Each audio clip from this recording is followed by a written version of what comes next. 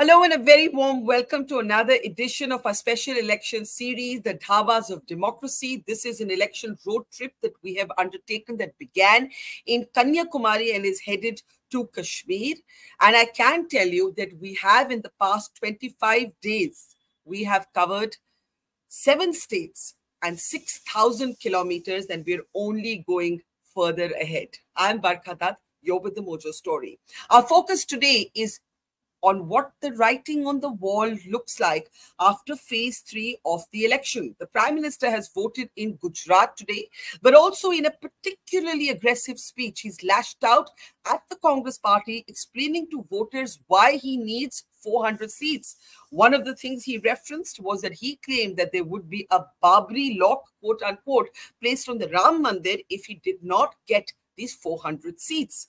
Rahul Gandhi, meanwhile, we know is contesting from Rai Bareli. The Congress has decided to skip Amethi. We've been speaking to voters on the ground across India on a journey that began in the south and is headed to the very north in Kashmir. And there are interesting straws in the wind. In particular, after phase 3, there is going to be another debate around turnout. While the overall turnout is recording at 60% as of 5 p.m. earlier this evening, Maharashtra has once again recorded the lowest turnout at 53%. And even Gujarat, the Prime Minister and the Home Minister's home turf, has seen a dip in turnout. How should we read this? Meanwhile, Rahul Gandhi continues to push quotas and caste as the centerpiece of his narrative. Will this work or will it boomerang?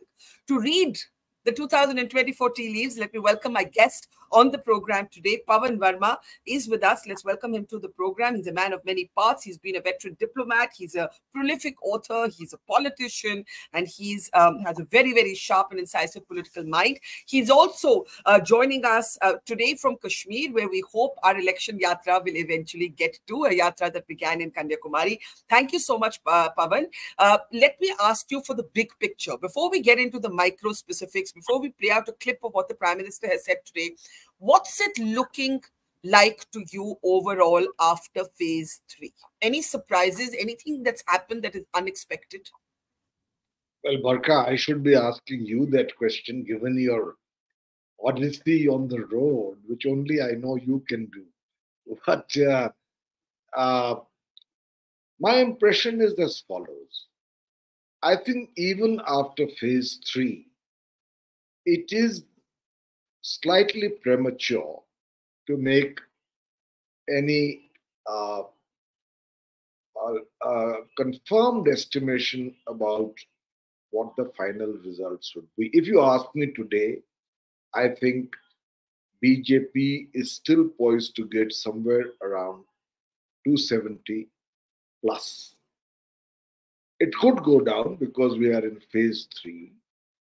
And some of the reports of the impact of the low voter turnout in the first 2 phases could be exaggerated in terms of the loss to the BJP. But there are 3 or 4 straws in the wind, as you call them, which are getting more and more clear. The first is that the Mandir initial euphoria seems to have slightly peaked, and you cannot constantly invoke it to deflect attention from other issues. The second is that this constant Hindu-Muslim cacophony or drummed up or contrived debate has reached saturation point. You can do it up to a level, but Indians, by and large, are not jihadis. I mean, they don't want a situation of endemic instability. And they also have got a little tired of the constant M factor, which is being drummed up for support. And you may have noticed that the Prime Minister's speeches in the last few days and probably 2-3 weeks have been very, very communal or divisive. And I wonder what the Election Commission is doing. So that's point number 2. Point number three is that, frankly, when the Prime Minister says that vote for me in order to end corruption, I'm sorry to say that speech lacks conviction or impact anymore. I mean, there are those who are bhakts who will vote for him in any case. But with the number of the allegedly corrupt that the party has admitted within its fold, for the Prime Minister to speak of a campaign against corruption and to ask for a mandate in order to end corruption is not carrying weight.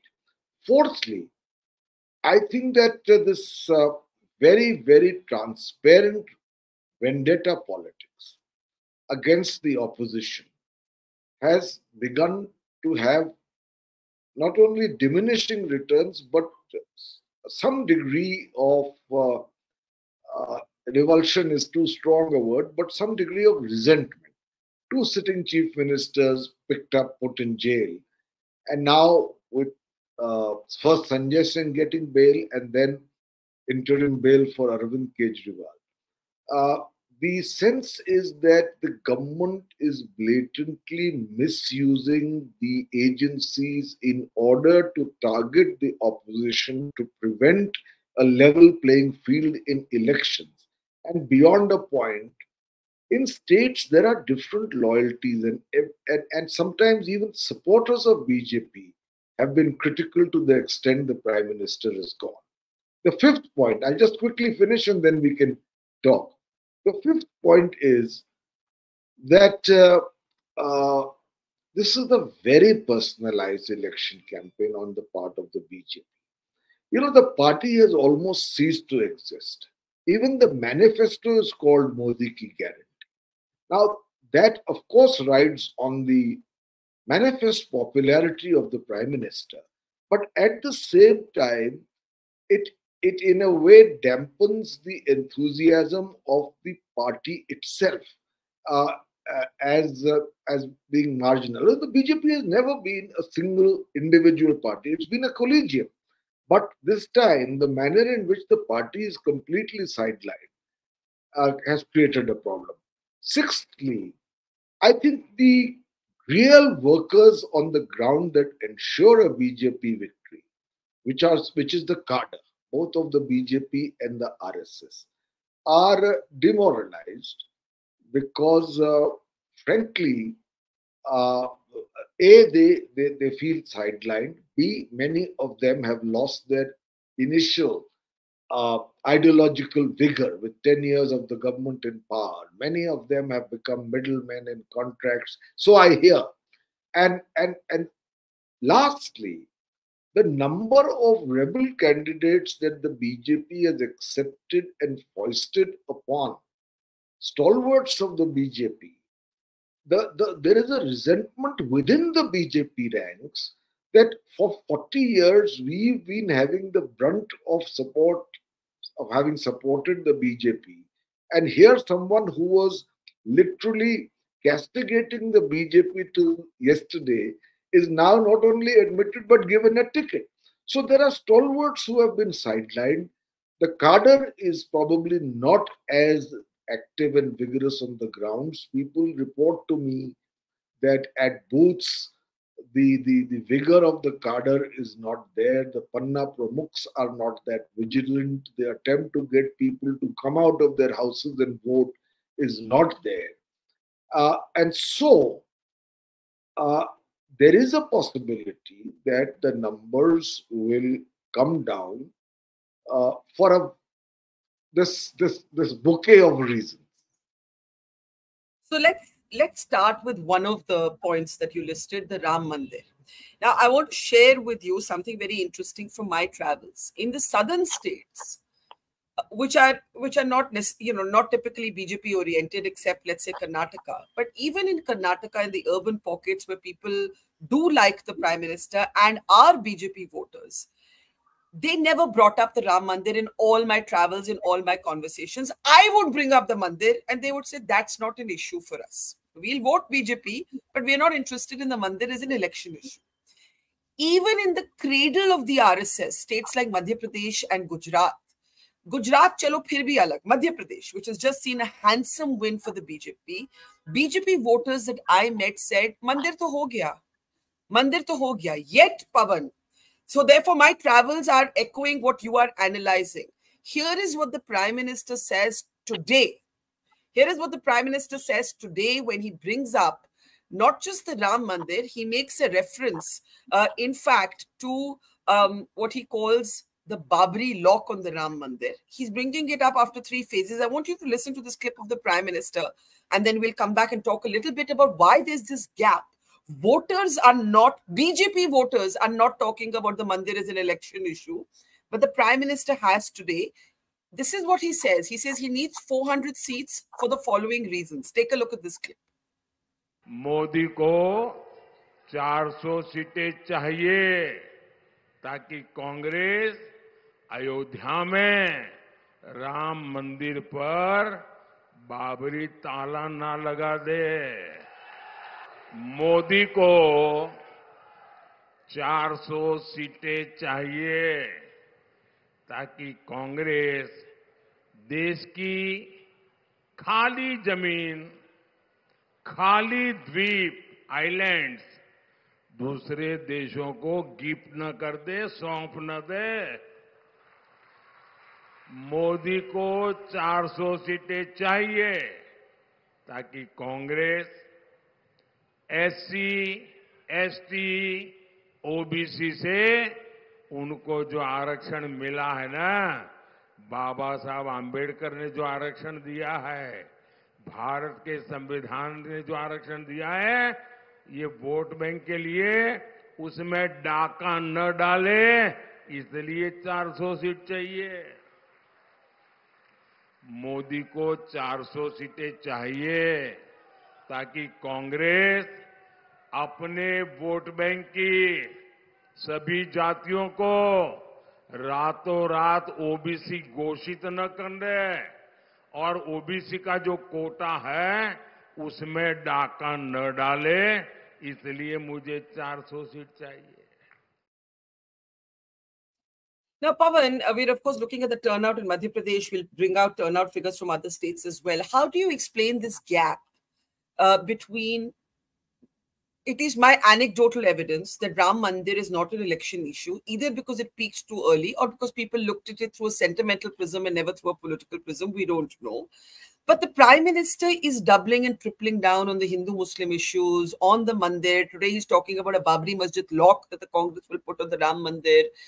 And today the Election Commission has taken down one of the particularly vituperative advertisements released by the BJP Karnataka, saying that this goes against the model code of conduct. Now, I want to ask you, how do you explain this gap between what we are sensing anecdotally, the people we are meeting, even BJP voters, and the Prime Minister focusing on this? Do you think it's because 2024 doesn't have a narrative? 2014 was the vote for change. 2019 was the national security election. Is the BJP struggling with the central argument in 2024? Yeah, I think Barkha, you asked me 2-3 questions and I'll touch upon them briefly. I think the Mandir issue was no doubt an emotionally potent matter. But, you know, in politics, there is a saturation point.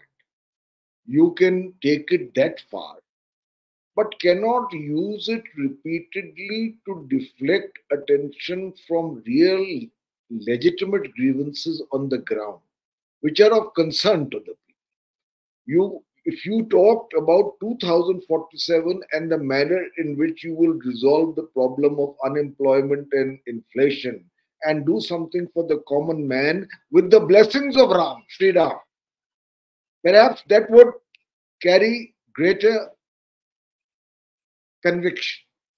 But just talking of Hindu, Muslim, Mandir, there is a saturation point beyond which, you cannot milk a particular issue any further. Secondly, you spoke about the lack of response in the South. You know, the BJP made a strategic mistake of using the very condemnable speech of Udayanidhi Stalin, the language, to in a way paint the entire South and especially Tamil Nadu as being against Sanatan Dharma. The truth is the definition of Sanatan Dharma for Tamil Nadu, which is the citadel and repository of Hinduism, is inspired by Periyar. He is not against Hindu philosophy, which is the essence of Sanatan. His whole philosophy, on which the DMK and the Anna DMK have been getting majority support for decades, is about social reform in Hinduism, which ends the oppression, discrimination, and the persecution of the lower castes. And therefore, that aspect of Sanatan Dharma is being attacked.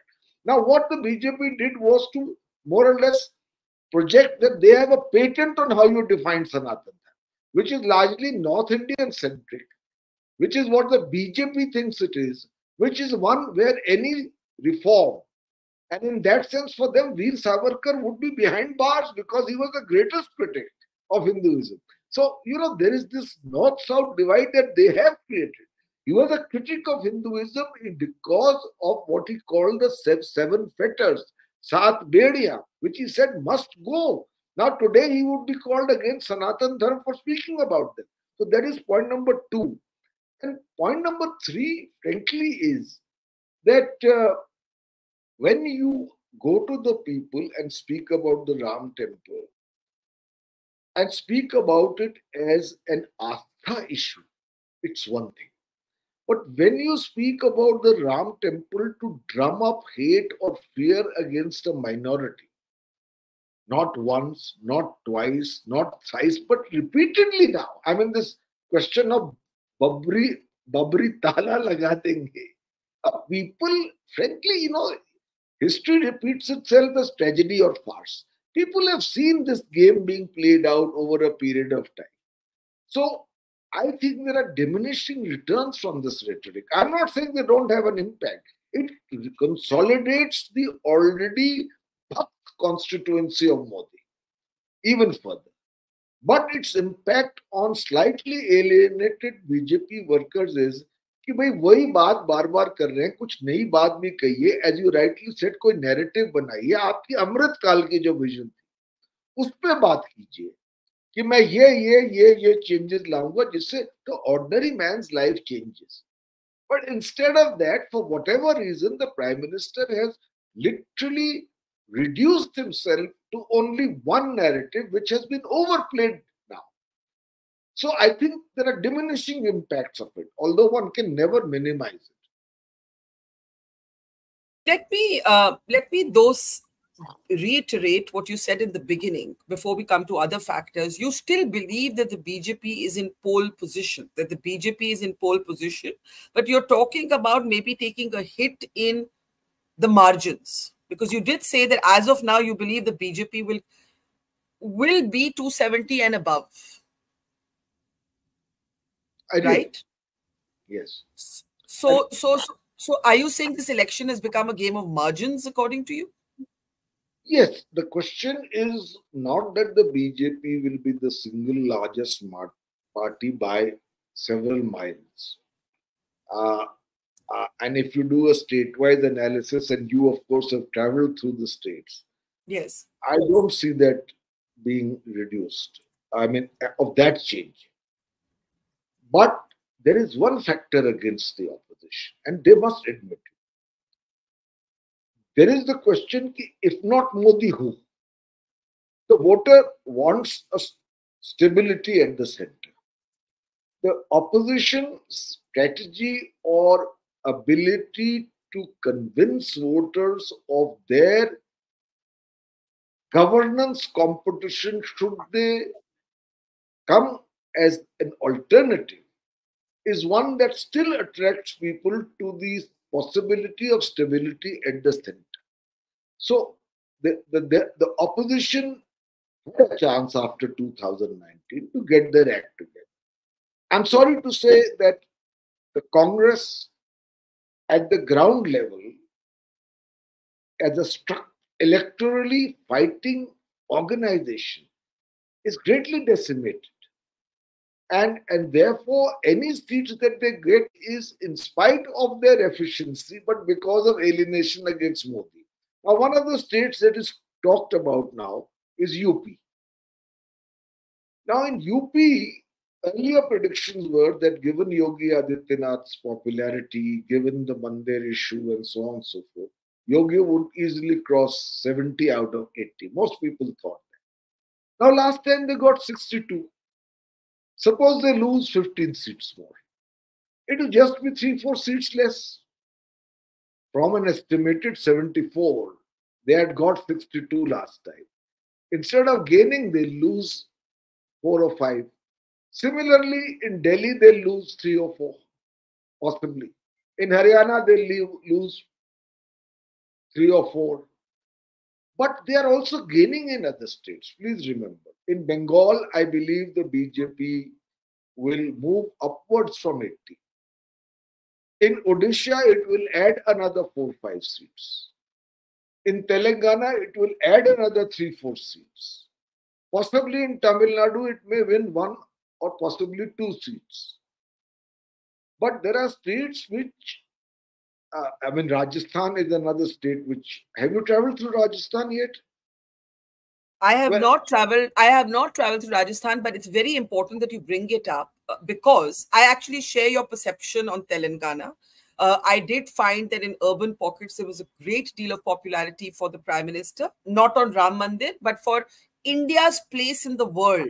This is something that I heard from BJP voters and Modi supporters in all states. क्यों दे रहे हो BJP को vote? भाई देखिए India का stature कितना बढ़ गया है.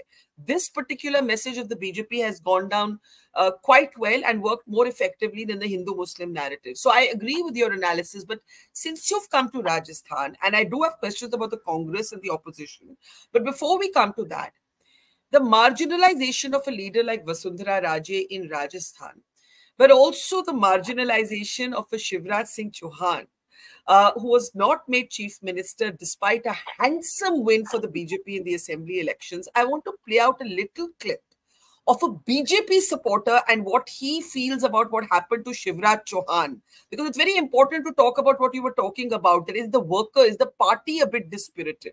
Take a look.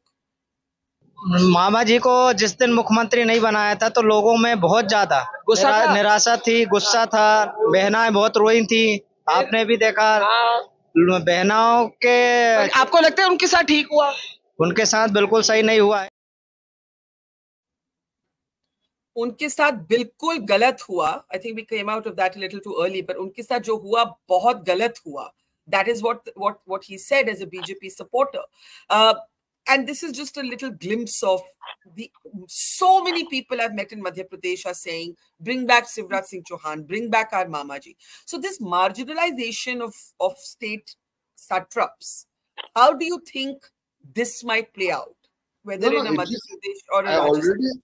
I already said that 50% of the reason for the possibility of BJP not doing as well as expected is the problems within the BJP RSS camp.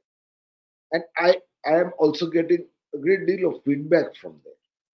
Of course, a strong section of the RSS feels that for the RSS's core agenda, Modi ji has done more than anyone else. But at the same time, at the local level, you see, the more elections become localized, the more it's bad news for BJP. And now you brought up two leaders, Shivraj Singh Chauhan. Shivraj Singh Chauhan is 64. I've traveled extensively in Madhya Pradesh. He really enjoyed genuine popularity. And that Ladli Behna scheme greatly helped. Now to be summarily dropped, it has, people don't speak out. But he has a huge supporter base which then doesn't go out to vote or is not enthused to help those now who have come in, are standing as candidates. When you, Vasundhara Raje, for instance, on her own, should she work towards that end, can ensure the defeat of the BJP in 4 or 5 constituencies. And the manner in which she was dealt was by some standards was shabby. In fact, at one point I asked Sachin Pilot, now, who's this person who has become chief minister? And he says, I've never met him. The point is this, that you dismiss the entire Gujarat camp. Yeah. There is silence, but there is also some degree of resentment brewing underground. You dismiss the entire Haryana cabinet. Yeah. And you appoint somebody. Now, you see, this can be done if your popularity is so overwhelming. But if you think that all of this kind of drastic overhaul does not create resentments within pockets of support for different leaders who have been stalwarts. And I can name several others who have been sidelined. For instance, Pramod Mahajan's daughter. You suddenly drop. And many others who have nurtured their constituency. Gatkari. I mean, he's there, but he's a sideline colleague. I know, even Gatkari's name was not in the first list. So, leaders feel slighted. Their supporters feel disheartened and even angry.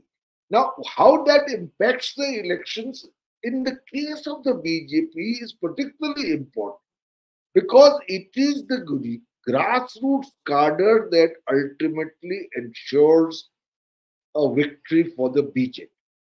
And if that enthusiasm is lacking, then the party will suffer. But let's be clear that you and I are both still saying that Modi is the dominant political brand. He's still in pole position. We're talking really about taking a hit in some states, but compensating for it possibly in other states. So we're really talking a game of margins here. Now let's come, but on a side light, in Gujarat, I asked so many people to name the Gujarat chief minister and not one person could. No Gujarati voter could name the Gujarat chief minister. And there's the Rajput issue. Yes. So there is all of this when Modi is the message, and that has its positives and its risks, and that's we have to see how that plays out. Now let's come to the Congress, to Rahul Gandhi, to the fact that if the BJP doesn't have a narrative, nor does necessarily the opposition. The opposition arguing about esoteric concepts like democracy. I don't know if people feel that on the ground. Yes, people feel something about jobs. A Modi supporter said to me in Madhya Pradesh, Modi ji बहुत पसंद है, लेकिन अभी jobs पे focus करो. This is the BJP voter, right? Has the opposition effectively managed to put the government on the mat on economic issues, or has it queered the pitch by bringing in a very complicated argument about quotas and caste? I'm going to play out one clip of Rahul Gandhi and then come to you for final comments on the role of the opposition. Take a look. मतलब जो system को control कर रहा है वो ही merit decide कर रहा है। अब मान लो आप किसान के बेटे हो और मैं मतलब किसी बड़े ब्यूरोक्रेट का बेटा हूँ। अगर आप एग्जाम लिखोगे मैं फेल होऊंगा ही होऊंगा, और अगर मैं एग्जाम लिखूंगा तो आप फेल होगे ही होगे। तो ये कहना कि भैया ये मेरिट से आया, ये मेरिट से नहीं, सवाल में है भैया वो जो ऊपर बैठा है वो कौन है, वो पहले मुझे बताओ। अब अगर आप मुझे कह रहे हो कि आईआईटी का जो एग्जाम लिख रहे हैं वो सारे के सारे अपर कास्ट के हैं और दलित फेल हो रहे हैं, तो फिर एक काम करो, दलितों से लिखवा के दिखाओ, ट्राई करते हैं। No, my reaction was that we have this time electorally the most ineffective option. But there are one or two issues which Rahul Gandhi has managed to conjure not by eloquence but by repetition. And those two issues are one which have a certain resonance with the electorate. The first is that if Modi comes with a brute majority, he will change the constitution. And therefore the Prime Minister is going out of the way, and so is Amit Shah, that they will not tinker or touch the constitution.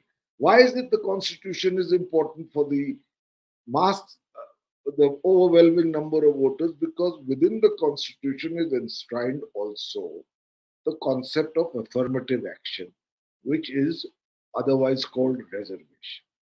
The second is that for the first time, someone in the opposition has unethically, perhaps in the style that the WhatsApp University of the BJP runs, used a morphed video where Amit Shah is reportedly speaking about ending reservations, which he has vehemently denied. But denial in election time, after this has gone viral, almost seems like an unconvincing atonement.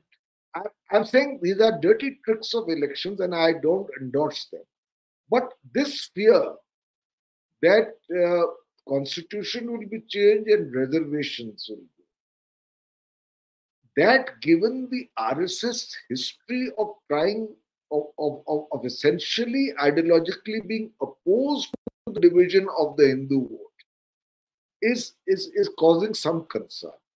And I think there, it's not that the opposition has succeeded consciously, but because the voter is probably apprehensive about what may happen.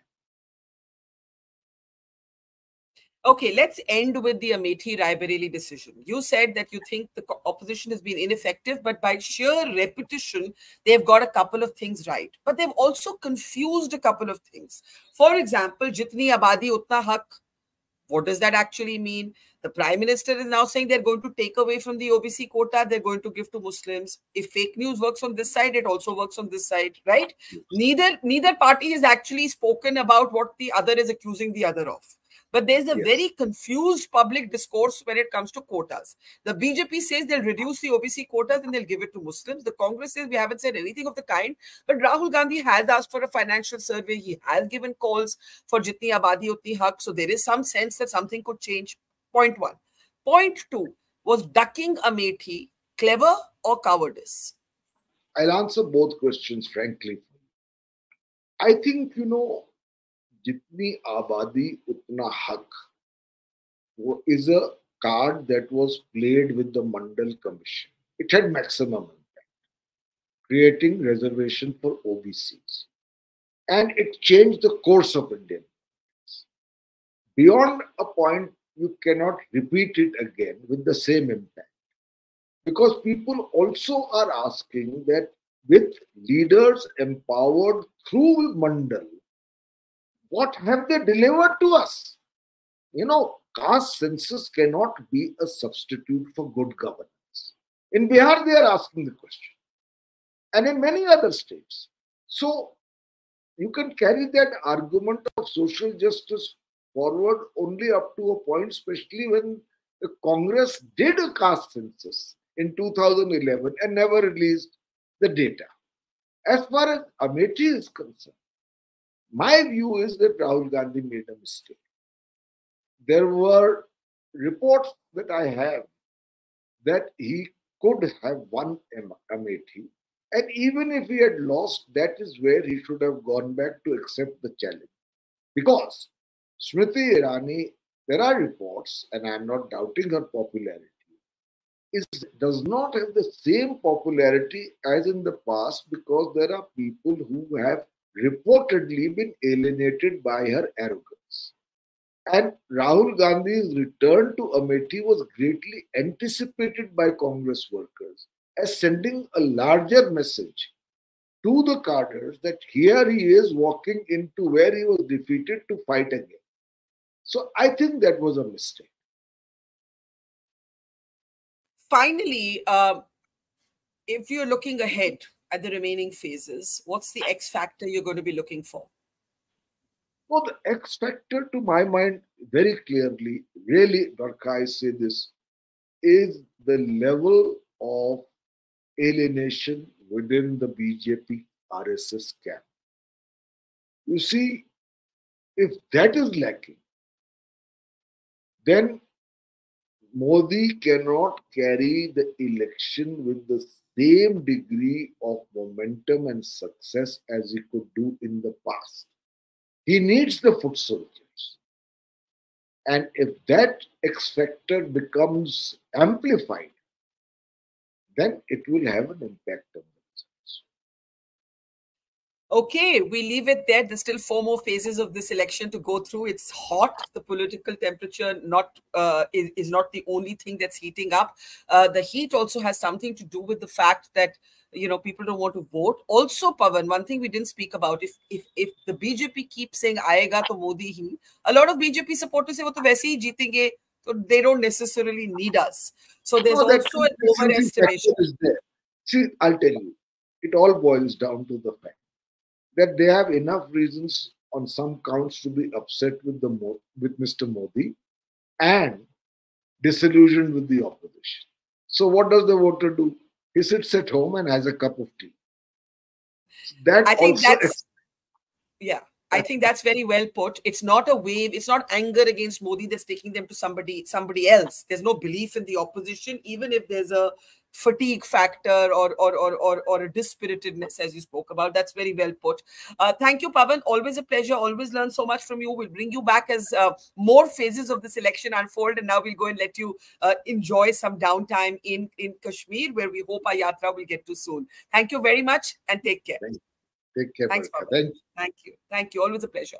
And that brings us to the close of another edition of the Dhabas of Democracy, our road trip from Kanyakumari to Kashmir, as we bring you voices from the ground, reporting from the ground, not from studios. We're not giving you armchair analysis. We're letting the people get the mic and speak for themselves, a variety of opinions with no agenda. If you're not a member of our community, do sign up. The link is right there, and we look forward to getting to know you better. Thank you for watching. Take care.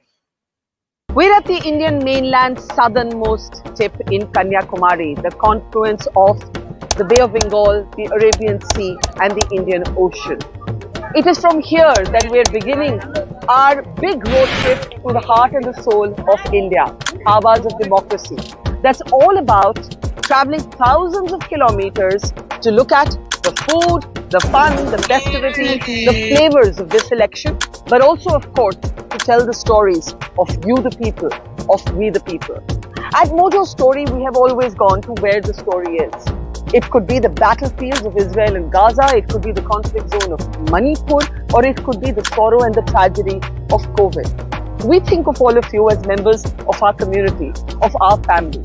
So, I'm urging you and requesting you today to help us tell your stories and our stories. So do become a Mojo member. Support and power our storytelling, but also get first access to our big interviews, our special ground